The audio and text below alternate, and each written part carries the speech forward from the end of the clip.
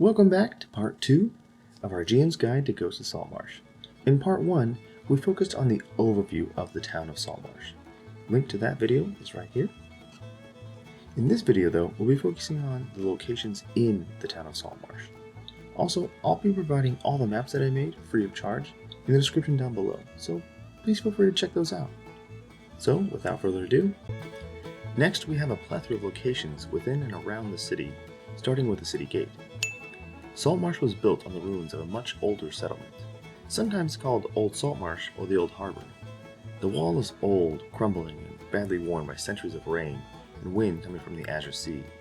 The garrison at the gate consists of older guards, those nearing retirement and unwilling or unable to walk patrols. Their eyes are sharp and they are prone to gossip. A pull from a flask of whiskey or a few silver pieces can persuade them to provide information. Nearby and built on a low hill is the Saltmarsh Barracks. It is one of the few structures in Saltmarsh with an underground level, and this is where the jail is located. The jailer, Craddock Stonehorn, is an old comrade of Eliander. He is a stickler for the rules and greatly trusted by Eliander. The jail in the cellar consists of 2 sections, a single large chamber which holds drunks, brawlers, and other troublemakers who need to cool off for a few nights. The door is built of stout wood with a small window to allow guards to check in on their captives. The lock has a DC check of 20 with thieves' tools. A side passage holds 6 individual cells with higher quality locks requiring a check of 25. One cell was long ago warded against both teleportation and divination magic. This is done so they can safely keep spellcasters. They are kept here blindfolded and manacled. Occasionally, Eliander uses this cell to conduct meetings that require the utmost secrecy. The jail is only used to hold prisoners with sentences up to a year. Those facing longer terms or sentenced to hard labor are transferred to the prison at Seaton, a large and heavily fortified port to the east. Just south of the barracks, we find a building bearing the dubious honor of being the oldest tavern in town, the Wicker Goat. It is owned by Lankus Currid, a retired officer of the Kiewish army who caters to the Dwarven miners and the town guard. The 2-story building has sleeping quarters for rent in the upper floor, usually sufficient to accommodate the slow stream of travelers making their way through Saltmarsh, just needing a room for the night. Those who seek an audience with Manistrid, the leader of the newly established mining operation in Saltmarsh, can find her here when she's not working in the mine. She sometimes has a need for adventurers to keep the mining operation secure. The boat provides a table to determine what she may be asking of the party. This ranges from fighting off monsters in the mine to finding out who stole a large shipment of tools. At the southernmost tip, tucked at the edge of town and overlooking the sea, is Eliander's home.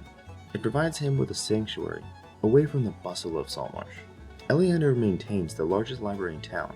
During his days in the military service, he had a hobby of collecting rare books. If the characters need information on the history of Saltmarsh, or anything else, they might be able to find it in Eliander's archive. Just north of Eliander's home, we find a mansion. Once owned by a local noble family, this building was purchased by the crown and serves as the Dwarven Mining Company's headquarters in Saltmarsh. Manistrad Copperlocks is here when she has to do business in town. Otherwise, several dwarf clerks work here during the day, logging deliveries in and out of the mine and arranging the processed ore to be loaded onto trade ships bound for distant ports. Rumors abound of a vault hidden beneath the building. In the cellar, the dwarves have dug a chamber into the earth that is sealed with a heavy door and a fine lock, requiring a DC 25 check with thieves' tools. These are guarded by 4 suits of animated armor and a rug of smothering that are left in the vault. The constructs do not attack doors and can be disabled for 10 minutes if the command word Tatalot is spoken to them. Just south of the mining company's headquarters is a 3-story tower, home to the town's sage and wizard, Keleek the Unspoken. Keleek's bald head and bright red silk turban, not to mention his height of nearly 7 feet, make him an unmistakable figure in the town.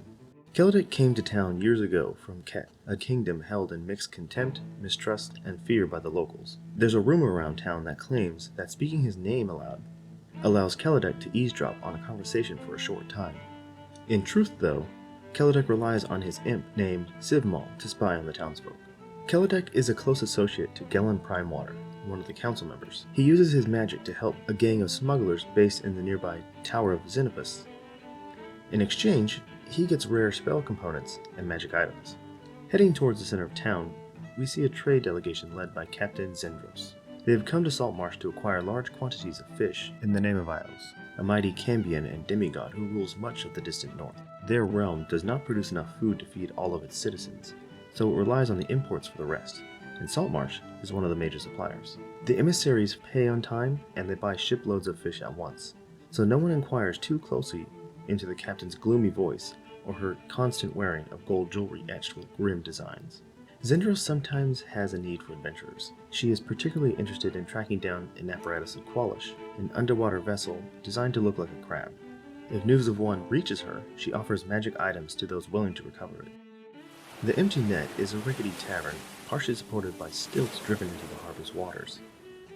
It is rumored to be a haven for smugglers, mercenaries, assassins, and even pirates.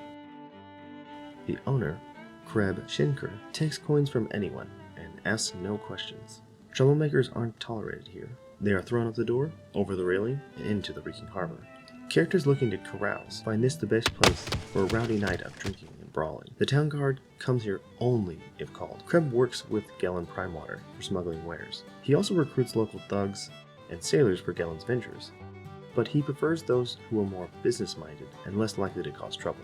Just north is the Green Market, a strip of open land that is a place for everything that isn't fish, salt, or nautical wares. This market stretches along a dozen stalls down to the bridge. Here the players can find a few goats, eggs, cloth, marsh plants, pots, as well as the occasional mule or ox for hauling carts. The only real choke point in town is Sharkfin Bridge. This single large bridge spans the river, with shops and homes along its length. The bridge predates the village and is large enough for 2 carts to pass at one time. Elves and other fae will notice they feel vaguely nauseated when they cross the bridge. This is because long ago an ancient curse was placed on it, long before Keelan rose to existence. The second to last building west of the Kingfisher River is Kester's Leather Goods. Kirina Kester runs this tannery, where she produces smooth, colorful leather for every purpose and sells both the cured hides and items that she's made from it. Kirina is keenly interested in acquiring hides from exotic creatures to craft into expensive leathers. She pays a fee in gold pieces equal to 100 times a creature's challenge rating for the intact hide of any beast or monstrosity of challenge rating 3 or higher. Harvesting the hide of such a creature requires an intact carcass, an hour of work, and a successful DC of 15 on a sleight of hand or survival check. On a failed check, the hide does not meet Kirina's standards, but can still be sold for a lesser price. Our final building west of the Kingfisher River is Hoolwatch Tower. This 60-foot tower was the first defensive building of Saltmarsh, and it serves as an armory and the lookout as well as the official base of the town guard. Eliander spends most of his time here in his duties as commander of the guard. He sometimes has need for adventurers, and at times he posts jobs on a board hanging outside the tower's entrance. Here is the table listed in the book. The jobs range from recovering stolen goods, to finding someone that they need to capture or rescue, or even just scouting an area. Our first building across the bridge is the Snapping Line. This popular inn and tavern is built from the planks and hulls of half a dozen decommissioned fishing ships. Its decor is predictably nautical in theme, and its sleeping rooms are plain but comfortable renditions of ship cabins. The smell of fish has never been scrubbed from its walls, and those who stay the night find their belongings steeped in that scent, which lasts for several days. Sailors and fishers gather here to trade stories and drink into the night. The Snapping Line is run by a young woman named Hannah Rist, who comes from a family of well-known lobster catchers. The Rist family also makes a spirit from the lobster meat and potatoes called claw wine. It's put by the book as an acquired taste. In almost the center of town, we have the Council Hall. This large brick building contains the offices of the town council and the chambers where they meet to discuss the town business. The hall is built from sturdy stone from the nearby cliffs and a variety of hardwood from the nearby Hool marshes. A wooden sign depicting a net filled with fish hangs above the double doors leading into the hall. A small tower rises from the building, housing a horn at the top which is blown to announce the beginning of council or other significant events. The town also has a sturdy but weather-beaten platform and gallows in front of the hall. It's used in the event that there's an execution. Such punishments are rare, but when they do occur, they draw a large crowd. In any given week, there's a 2% chance of an execution. Built around the first well dug for the fishers in the town's early days is a large market square. This is where merchants of all descriptions gather on the first day of each week to sell their wares. Initially, it was established to sell fish, but the market has grown to include a wide variety of goods now. The book says that anything in the player's handbook that costs 150 gold pieces or less can be purchased here. Just south of the market, Gellon Primewater maintains a large mansion right on the docks, allowing him to oversee his ships from his upstairs window. He sometimes leans out to shout orders or answer questions for his captain and crews, his booming voice echoing over the dock. The location of his house also makes it convenient for his smugglers. The mansion's most notable feature is its grand entryway and feast hall.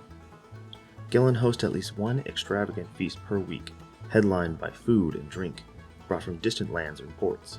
His cook, a young gnome named Feliza, sometimes hires adventurers to find rare herbs, meat, and other ingredients for her dishes. The Dwarven Anvil is the finest blacksmith in Saltmarsh. The blacksmith's forge has a single anvil with a clear sign of Dwarven origins. The human smiths make hooks, nails, harpoons, knives, and much more. Their master smith is an elderly dark-skinned woman named Mephra. Her son, Jasker, is her best journeyman. A small shrine to Morden can be found under the eaves, though it is somewhat neglected. Some of the dwarves associated with the new mining operation would like to know how a human came into ownership of such a fine dwarven tool. A few suspect treachery, and might hire the characters to break into this place and make off with anything that rightfully belongs to the dwarves. The Fishmonger's Plants are large fish processing buildings. They are all engaged in salting or bringing the catch brought in by the fleet. Most of the time, these places are busy and the workers have little time for chatter. The Oweland family has owned this sprawling mansion for generations. Despite the family's wealth, the building is a sprawling collection of new constructions, expansions, and additions. Each generation of the family has added to the building to accommodate the clan's growth. The family takes in fishers who have fallen on hard times, sharing their wealth with others until they can recover. The sprawling, maze-like interior of the Oweland House has spawned rumors of hidden passages and secret chambers within it.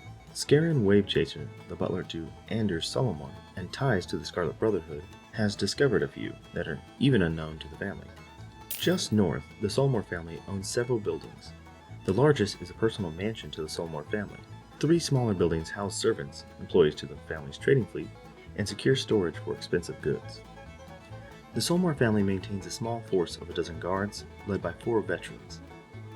These mercenaries report to Scaran, and though they outwardly serve the Solmors, their loyalty is to the Scarlet Brotherhood. Despite the Brotherhood's infiltration of this place, Scaran takes pain to avoid leaving any incriminating evidence lying about. His eidetic memory allows him to burn any notices or reports he receives after reading them, though at times he can be careless and leave partially burned scraps of paper in his garbage. Nearby is the Mariners' Guildhall. The Mariners' Guild serves all the towns along the coast, providing a bunk and a meal for sailors passing through. Sea captains in search of crew stop here, as do others seeking news from afar.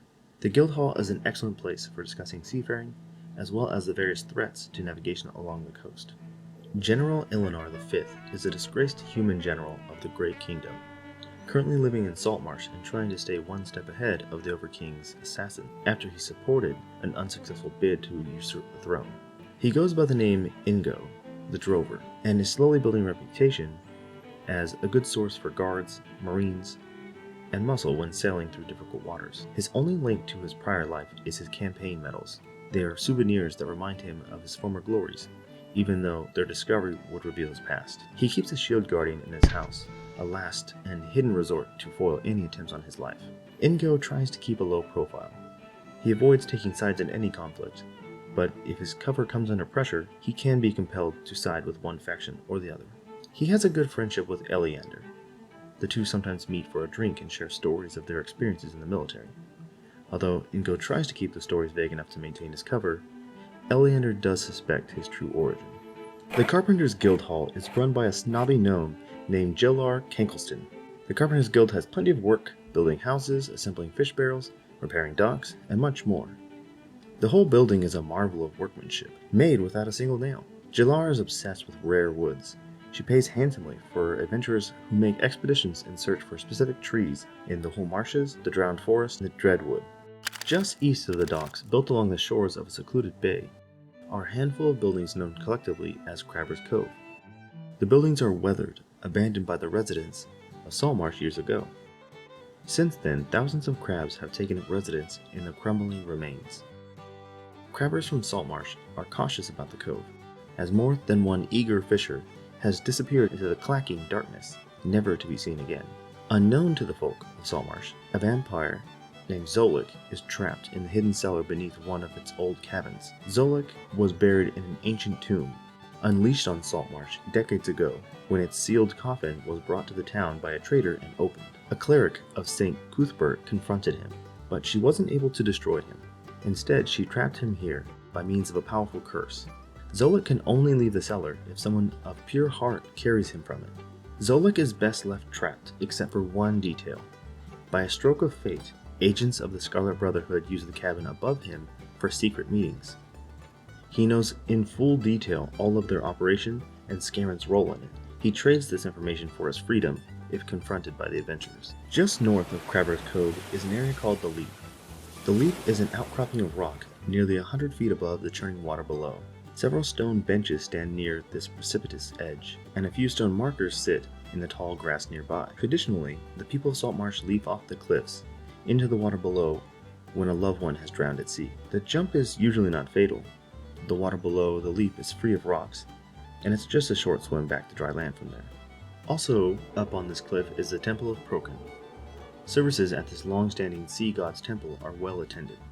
The congregation is led by a one-legged former whaler, Welgar Brinehanded, an older human male with a sharp memory for every storm, lost ship, and enormous catch ever brought back into Saltmarsh's harbor. He knows many fanciful stories of shipwrecks, lucky escapes, and famous captains. Matters ashore rarely interest him, but the temple and its bell towers are also served by half a dozen novitiates and laypeople who keep things running smoothly. Welgar uses the blessing of Procan to seek out shipwrecks in order to recover the remains of sailors for a proper burial. He is willing to trade spells up to level 5, including Raise Dead, in return for recovery of the remains he seeks. Procan is a chaotic neutral deity of sea and weather. He offers his clerics access to the Tempest domain. He is embodied by the sudden storm that overtakes a ship, battering it with monstrous waves and howling winds that give way to peaceful waters and calm weather in the space of a moment. Procan's domain is the sea, and whatever the oceans touch, he bears witness to. His mood shifts into darkness as he witnesses a brutal murder on the docks of a squalid port, and lives in pride as he watches a brave mariner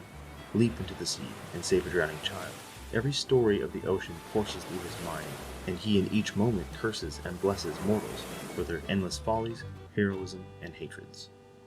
Behind the Temple of Procan is Saltmarsh Cemetery. The town cemetery is well kept, but many of its graves are little more than memorial stones laid for those who died at sea. Crag is the town gravedigger, as well as something of a town historian and local lore master. He has conducted extensive research into the folk buried here and events within the region. He can be an invaluable resource for adventurers seeking information, and is especially helpful for those who can help him in his research. In his spare time, Crag helps organize and translate Eliander's library. He keeps a room in the guard commander's home, and the two are very close friends. Also next to the Temple of Procan is Winston's store. The owner of this establishment, a retired rogue, knows a great deal about Hool marshes. Winston spent years as an outlaw lurking in the marsh before a raid on an army payroll cavern netted him enough loot to open up his own business. The increased presence of law enforcement in Saltmarsh has him on edge, and he is concerned that his involvement with the heist will emerge. In the meantime, he does business with sailors, adventurers, and those who need, in quote, solid goods at honest prices. Winston has a few maps of the marshes, and those who intend to explore that area often consult him for guidance. Our second to last location within Saltmarsh is the Sea Grove of Obad-Hai.